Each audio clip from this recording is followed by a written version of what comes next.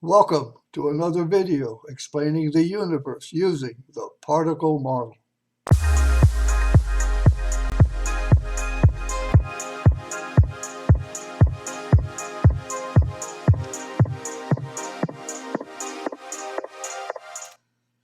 Well, today's video is titled Finding the G2 Mass of the R1 resistor. The R1 resistor is part of an experiment I'm doing to see if the experiment can tell me which set of equations the measurements will match. But first, a message about our book.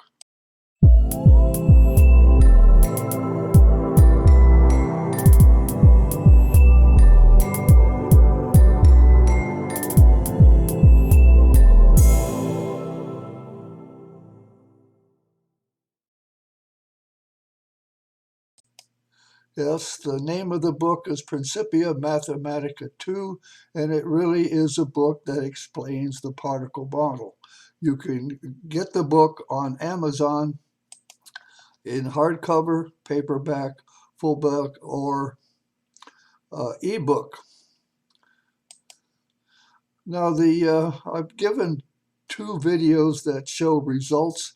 The first one was called Initial Results, was about 6 experiments only, 6 tests, and it looked pretty good. So I wanted more data, not just 6, so I did 12 more. And the second video was the result of the 18 test, and it showed, at least visually by looking at the graphs, that there was a correlation of 94%, meaning that all but one of them seemed to match the TPM equations when you include speed as a factor. Well, just to refresh your memory, this is the test circuit. I have a power supply. I can vary from 5 to 30 volts. I have 2 shunt resistors for measuring current before the resistor and after the resistor. I will use those to do calculations later. And this particular video, I'm reporting on adjusting the mass, the G2 mass of this resistor to get a better match than I got before. Well, this is an overview of the 3 different sets of equations: standard, the particle model with no speed factor, and the particle model with speed factor.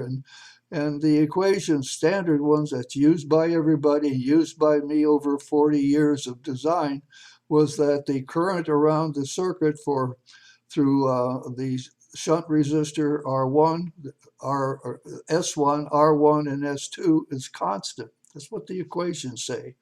The TPM equations that don't include speed show a descending value of current, because you're losing G1s going through S1, and you lose more here and you lose more there.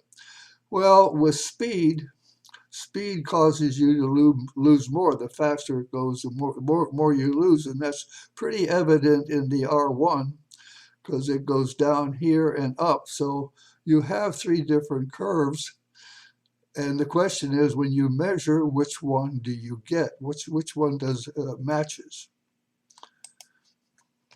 A refresher on G2 mass and G1 mass. The G1 and G2 particle field surrounds all objects. The G1 particle causes a G1 gravity field around the object that is the same as Newtonian gravity and is measured in grams. The G2 particle field causes a G2 gravity field around the object, but is not the same as Newtonian gravity and cannot be measured in grams. Since there is no standard for the G2 mass, I have assumed that it can be stated in terms of G1 units.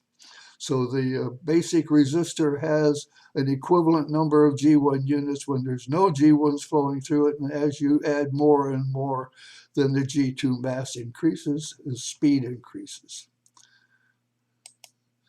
Okay, and so here's that same circuit. There's the TPM equations with the speed factor. And in this case, I'm doing the R1 only and leaving the S1 and S2 alone. I developed this equation for the speed factor based on the G2 mass of R1. That's what M2R1 stands for. And this gives you a speed factor which as you increase the number of B1s flowing through, this number gets smaller, meaning more pass through and less, you get a smaller voltage drop, a smaller current. And when I did this, with this time, generally the speed factor for R1 started out around 99% and would drop to about 92%.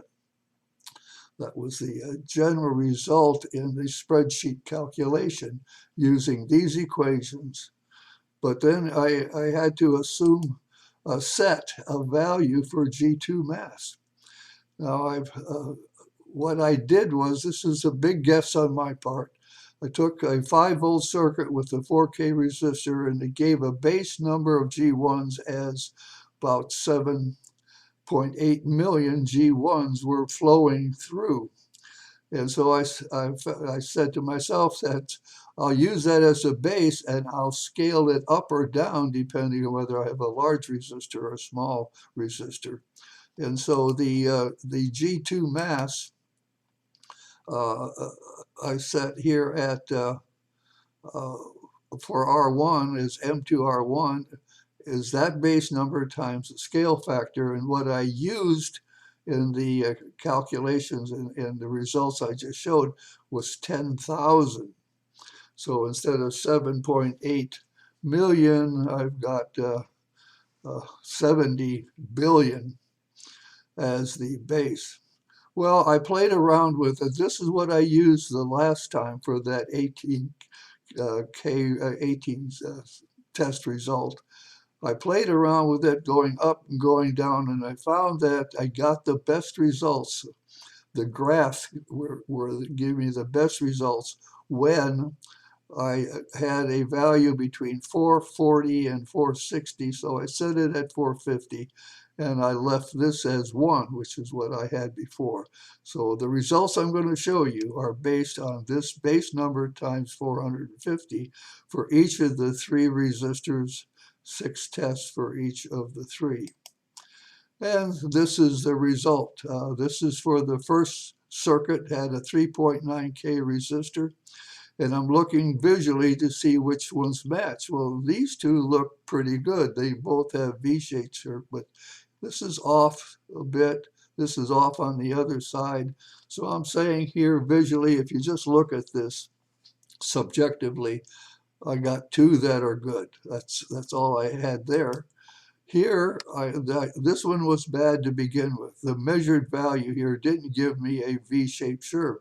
The blue is the measured value, and all of them are V-shaped except this one. So that's bad, and the others look, I got V-shaped and they're close. In fact, this one is practically identical. That's a great result there, but on the average, it's not perfect. And finally, a circuit 3 at 1K. All of these look pretty good, so about a 6 out of 6 match. So there were 2 good in the first, then 5, then 6. And what that gives me is 13 out of 18 matched with the TPM equations with speed. And I had set my scale factor for 450 for resistor 1 and 2, and I had a scale factor of 1 for the shunt resistors. And that gave me a 72.2% correlation based on just looking at the graph visually and saying what matches or what doesn't. Well, I decided to do a second analysis and actually look at the values. Those curves, you had a big difference in some of them. It looks big, but it may not be as big as it looks. So I decided to look at the percent match. How close does a TPM calculation match the measured? And what I'm using here is an equation that said take the measured value, subtract the calculated value to get the difference, and divide it by the measure to get the percent that it related. And then I said, well, I got to have a criteria. And I set my criteria, said that any deviation that was equal to or greater than 0.5%, that I would call bad. And this is the result. All of the red are greater than 0.5%. And there are, well, you can look at this on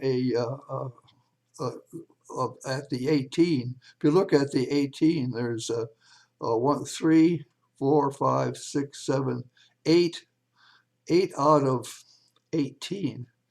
That turns out to be 44%. I didn't write that down here if you look at it on that basis. But if you look at it at each individual basis, then there are 54 possible tests, and 18 of them are bad. There's 5, 6, and 6 plus 6, that's 18. That were bad. Actually, that should say that it's bad. So the inverse of that is how many are good. Well, 66% isn't so bad. But here's the interesting point. This in circuit 3 with a 1K resistor, all of these are above 0.5, and it increases as the voltage increases. That's a clue as to what's going on here. Same thing with here. But you remember, I only adjusted the R1 speed factor. I didn't play around with or adjust this. So the next thing I need to do is adjust the speed factor for S1 and S2 and see if I can't improve that match.